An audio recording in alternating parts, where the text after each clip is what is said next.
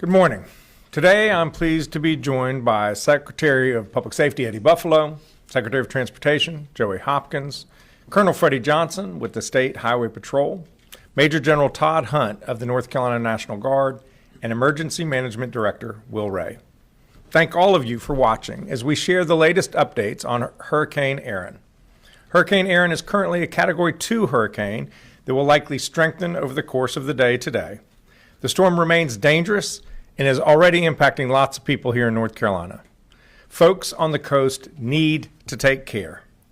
Based on the current forecast, we are anticipating coastal flooding from massive waves, tropical storm force winds, and tidal and storm surge for much of the state shoreline, especially the Outer Banks from this evening through Thursday. Life-threatening rip currents for most of the week. No one should be in the ocean. And extensive beach erosion along much of the coast. Local states of emergency have been declared in Currituck County, Dare County, and Hyde County. Mandatory evacuations are in place for Ocracoke and Hatteras Islands. If you are under an evacuation order, take action now before it's too late. You can find shelter at the state-operated disaster shelter located at 113 Wilcox Street in Warrenton, North Carolina. Pets are allowed at the shelter. I want to thank Warren County Emergency Management for hosting the shelter guests and the General Assembly for helping to fund it. Yesterday, I declared a state of emergency across North Carolina to facilitate our emergency response and to keep you safe. This statewide state of emergency enables us to send critical resources from across the state and around the country to respond. We've activated a cross-agency storm response that includes the Department of Public Safety, the Department of Transportation, the North Carolina National Guard, the State Highway Patrol, and many local partners. Our state emergency response team stands ready to quickly and decisively respond to any needs along the coast. We have already pre-positioned 3 swiftwater rescue teams and 200 National Guard troops to various locations on the coast, along with boats, high-clearance vehicles, and aircraft. We have on standby some Chinooks from Georgia ready to transport food and water if it becomes necessary. Momentarily, you will hear from Director Ray about the hurricane and our emergency response operations. Right now, I want to emphasize the importance of taking this storm seriously because it's a serious storm and conditions can deteriorate quickly. Please take these steps to ensure your safety. First, stay informed. Follow reputable sources of information like the National Weather Service and local media so you know the latest about the storm risks. I strongly encourage you to register online right now for emergency text and phone alerts from your county emergency management agency. Second, get your disaster kit ready. Think about what you would need after a major storm. Things like enough food, water, and supplies for 3 to 5 days for each person and pet in your household, a flashlight and fresh batteries, a battery-operated radio. Next, have a plan. In case you have to evacuate, build a go bag of cash, prescriptions, phone chargers, and important documents like insurance policies and other personal and financial records. Take photos of whatever you own that is valuable in case it gets destroyed. Know your evacuation plan and how to connect with your family after the storm. Write down their phone numbers on a piece of paper if you have not memorized them. Visit knowyourzone.nc.gov for more information.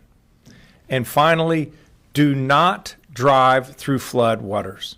Too many people have died driving into flooded roadways. Don't do it. You do not know how deep the water is or how fast it is running. So please, don't drown, turn around. We do not want you to become a casualty of Hurricane Erin. With ocean overwash, we anticipate impacts to our roadways, especially NC Highway 12. For the most up-to-date roadway information, visit drivenc.gov. For more information about the storm, preparations, evacuation orders, open shelters, or other important tips, visit readync.gov/Erin. Our American Sign Language interpreters today are Mark Lineberger and Stephen Holland. Behind the scenes, our Spanish language interpreters are Jackie Matevier and Yasmin Palizzi. At this time, I'll turn it over to Director Will Ray. Thank you, Governor, and good morning, everyone. Erin remains a dangerous hurricane, but as the governor mentioned, the storm is forecast to remain offshore. While it may fluctuate in strength over the next day or so, Erin will remain a hurricane while making its closest approach to North Carolina late today and into tomorrow. The system is expected to turn northward today and then northeastward tomorrow, gaining forward speed while moving away from North Carolina. A tropical storm warning is now in effect from Beaufort Inlet north to Duck, and a storm surge warning is now in effect from Cape Lookout to Duck. If you've been asked to evacuate, please do so now, before conditions deteriorate and roads become impassable. Do not drive around barricades and do not drive through flooded waters. You cannot judge the depth or speed of floodwaters from inside your vehicle. I want to remind everyone, regardless of the track of the center of the storm, dangerous conditions can be felt far from the eye, especially with a system as large as Erin. Regardless of her track, moderate to locally significant impacts are expected along our coast and expected to peak today and into tomorrow. Extremely large, dangerous waves forecasted around 20 feet in height, along with storm surge of 2 to 4 feet on top of the surf, will likely impact the dunes along portions of the North Carolina coast, especially east and southeast facing beaches and the Outer Banks. Numerous roadways will likely become impassable, especially on Highway 12, as the governor mentioned, and in communities on the barrier islands. This will be a longer duration event, with coastal flooding expected over several high tide cycles. We will see rain bands trailing Erin that will also impact the area, already saturated soils across the area, which could lead to extended impacts.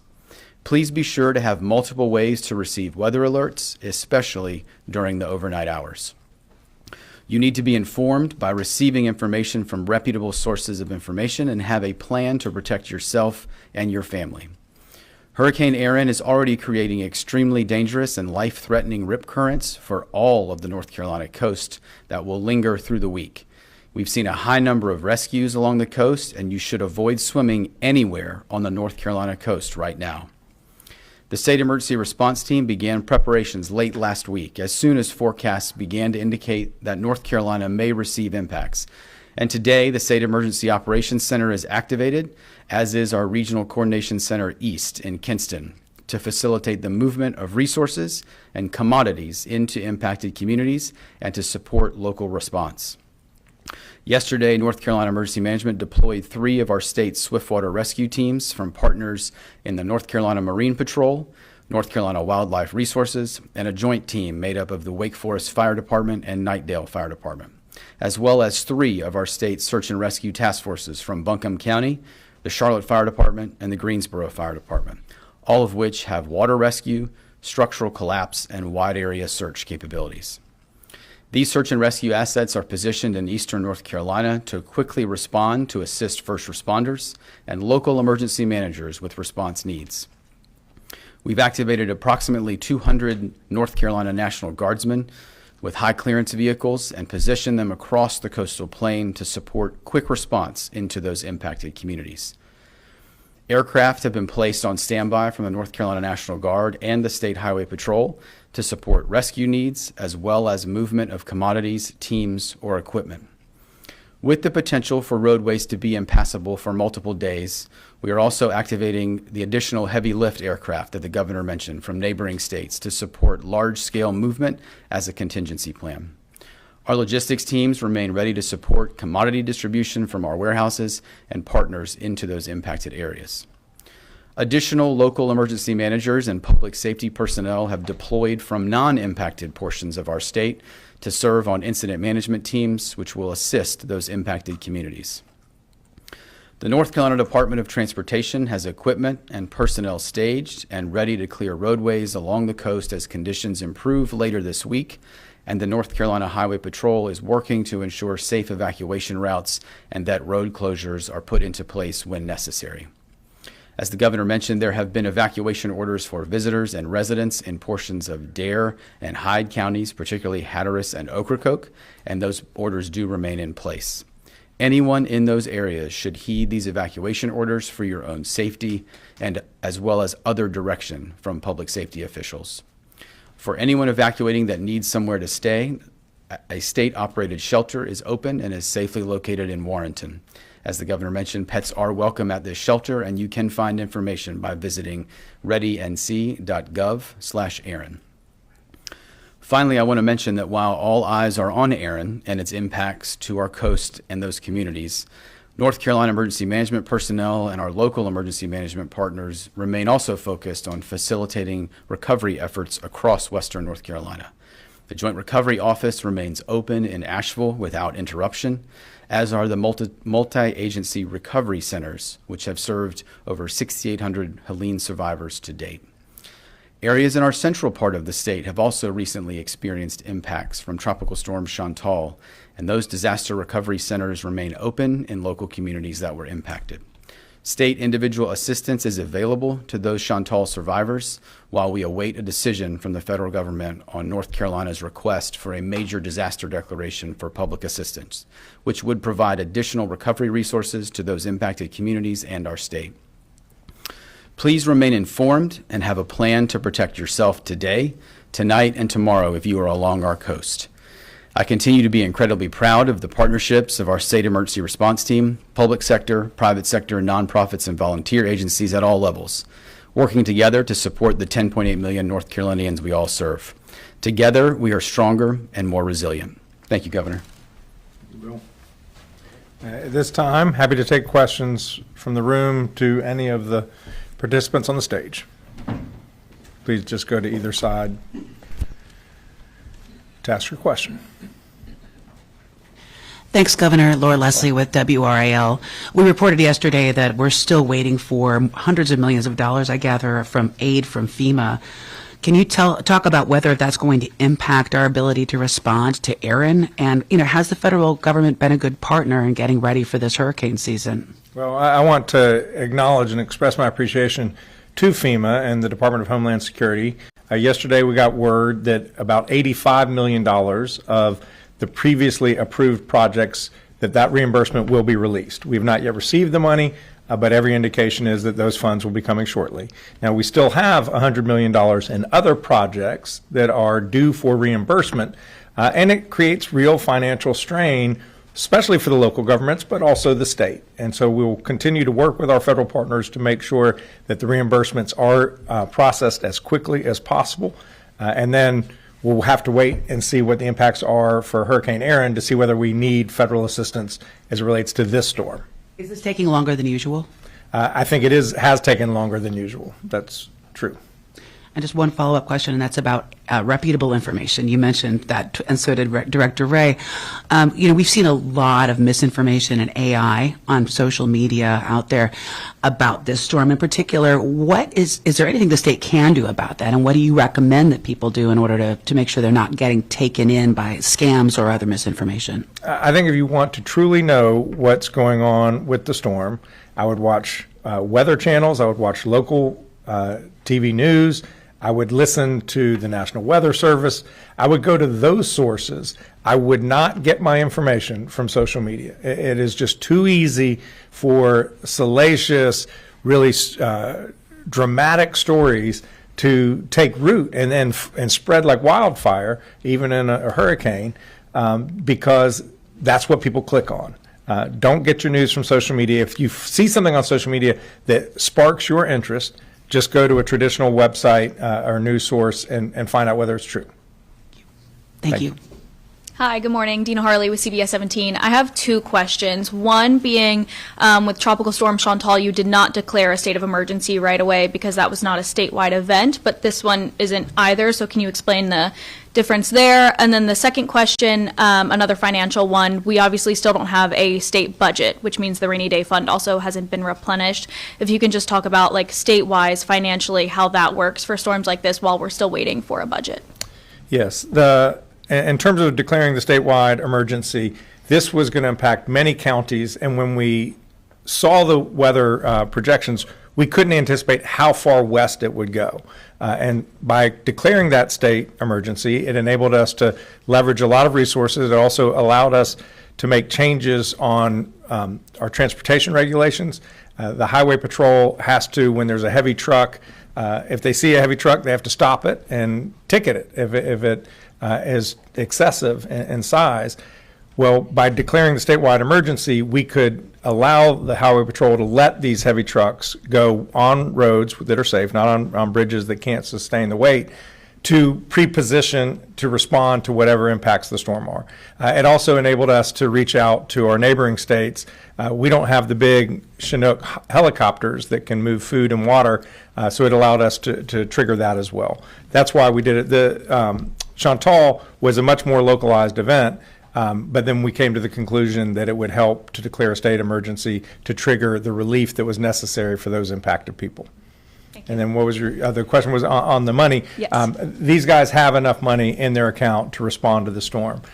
Clearly, we need to engage with the General Assembly to make sure that going forward, we have adequate resources to respond to storms like this. Thank you. Hi, Brandon Kingdollar from NC Newsline. I wanted to ask whether what you'd heard from the federal government so far in preparing for Hurricane Erin.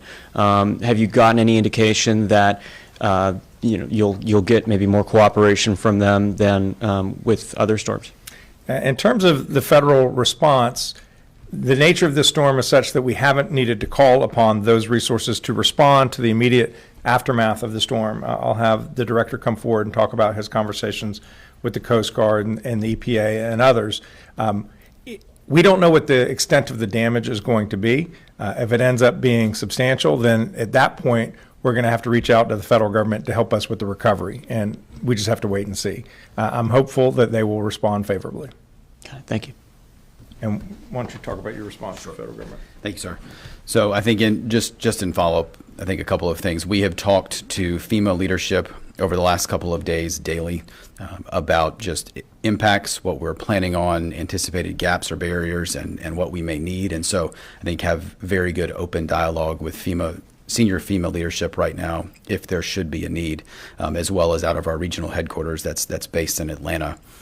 At this point, as the governor said, I think we're not anticipating significant federal resources to support response. I think as we move through the event, we will continue to reassess that. I think it's also important to note that here in North Carolina, and I think you've heard us talk about this before, we have what's called a FEMA integration team. So we actually have a small team from FEMA across their different parts of their agency that are embedded here with our team every single day. We work alongside with them, so they are here daily working with us. We also have some specialists from the National Hurricane Center that are also embedded with our weather team day to day. I think as the governor mentioned, I think one of the areas we are looking at that often impacts coastal events is when we see some of the coordination around abandoned vessels or derelict vessels, anything that could lead to hazardous materials being in waterways. And those are conversations we've been having over the course of this week with the various federal agencies, so EPA, U.S. Army Corps of Engineers, Coast Guard, on how we, one, support life safety missions in those impacted areas, but also have the right federal resources postured should we need it to deal with some of the infrastructure impacts there. Thanks, Will. Or the Governor, Dwan Hogard, WTVD. First things, after the response of Helen, and even now how folks there in the western part of the state are still recovering right now, what lessons have you learned from that major event, and how are you applying it to Hurricane Erin? And then secondly, I know you guys are having those conversations at the federal level. A lot of folks in the western part of the state were probably expecting something a little bit more, maybe from a state and federal level. How confident are you that the state will get what it needs from the federal government if you have to make that phone call? Yeah, we've had healthy working relationships with the federal government over these past 11 months since Hurricane Helene swept through western North Carolina. In terms of the extent of federal support, it has not met the need. If you put together, aggregate all of the different types of federal relief we've gotten, whether it was through FEMA or the U.S. Department of Transportation or the Army Corps of Engineer or whatever Small Business Administration, we're at about 8% of the overall damages, which was $60 billion. So we're grateful for every dollar that we get, but when you look at historically other major storms the average is in the 40% range. Some storms got upwards of 70% of the overall damage in support from the federal government. So the federal government has not met the moment. We're going to continue to make our case to our congressional delegation and to the administration to urge them to support Western North Carolina to the degree that is necessary. In terms of what lessons that are learned from that relationship to the east, we just have to wait and see what the extent of the damage is and whether it has any impacts on our ongoing ability to get the support we need from the federal government. I think these folks, they know how to respond to a storm. They know how to analyze the type of storm that's coming. They know what assets to pre-position. There are 4 different sites in eastern North Carolina where there are National Guard troops. There are the swift water rescue teams from other local government agencies and from state agencies that Will referenced. And so I have every confidence that they know what they need to do in order to respond to what's going to happen this week in eastern North Carolina. Are you expecting anything different from the federal government? It remains to be seen. I mean, we've gotten good response from our congressional delegation. They've been helpful at every step of the way. We now are at the next stage, which is we need a lot of help for Western North Carolina, and we hope that that funding will come. Thank you. Well, Hey, Governor Will Doran from WRAL. You spoke about the concerns with Highway 12. Director Ray spoke about that as well. And I don't know how many hundreds of millions of dollars the state has spent on that one specific road in recent years, but are there broader conversations that we need to be having about the viability of those roads or other coastal roads so that there isn't as much damage every single time we get a hurricane coming through? yeah, well, we'll just obviously have to wait and see what the extent of the damage is with this storm. Look, people love our Outer Banks. It's a national treasure, and you need to be able to get to them.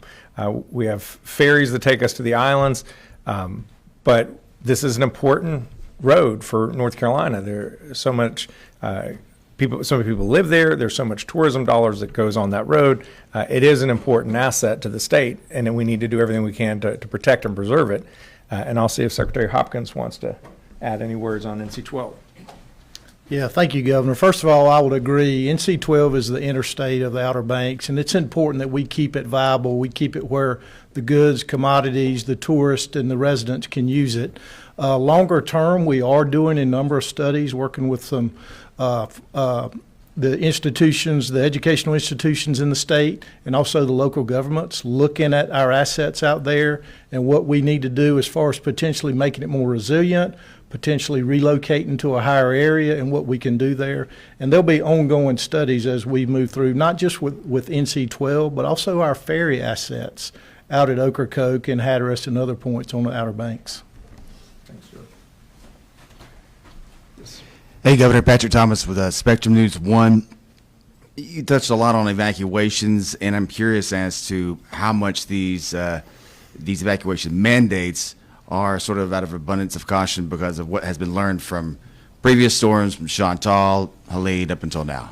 Yeah, well, when there is a major storm, when there is flooding, there is great risk of death. And what we don't want is for people to die. And the local governments were the ones who declared the evacuation orders. They know their community, their geography, their evacuation routes the best. So we are supportive of those orders. We're going to do everything in our power to keep people safe. If you are on one of the 2 islands, Hatteras or Ocracoke, and can get off still, the ferries I think are running for another hour or 2, we urge you to do that. And if you have not evacuated, make sure you batten down the hatches. And Governor, as a follow-up, what is your real level of confidence that FEMA will answer the call for what has already happened with Helene, but also because of what happened in Kirk County, Texas, and the slow response, that if anything does come of this with Hurricane Erin, they'd be able to help the state of North Carolina? Clearly, there's a lot of turmoil or consternation in Washington about what to do with FEMA. I mean, the president initially declared he wanted to get rid of FEMA. He's created a FEMA review council. I think the latest indication is that they're going to keep and reform FEMA. That is an outcome that I heartily embrace. There are things we can do that will help FEMA serve our people better. But we absolutely need the partnership of the federal government. These storms, this one appears to be localizing on North Carolina, but many of the storms hit an entire region. The scale of these storms are massive, $60 billion in western North Carolina from Hurricane Erin. Those kind of resources don't exist in western North Carolina to respond. Heck, our state 2-year budget is $66 billion. So essentially, we would have to forego the entire 2-year budget just to get western North Carolina back to where it was before. The only institution that has the kind of resources and the expertise on a regional level to respond is the federal government. That is why it is essential that we keep and improve FEMA on a going forward basis. We will continue to engage our federal partners to have a constructive, positive relationship to make sure that the people of western North Carolina, the people of eastern North Carolina, the coast, the people in central, we have a public assistance request before FEMA as it relates to Chantal right now. So we need their help, their partnership, and we are eager to continue to develop that. Thank you.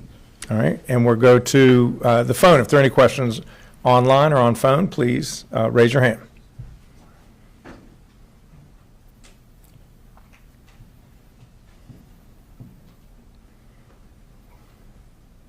Zachary Turner, you raise your hand. Please unmute yourself and ask your question.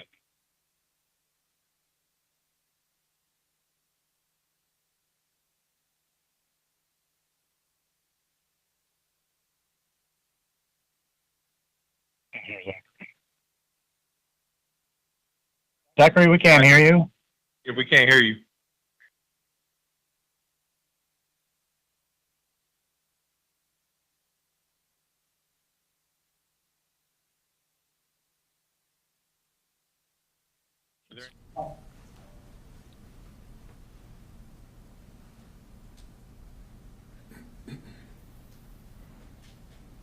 All right. Thank you all for being here.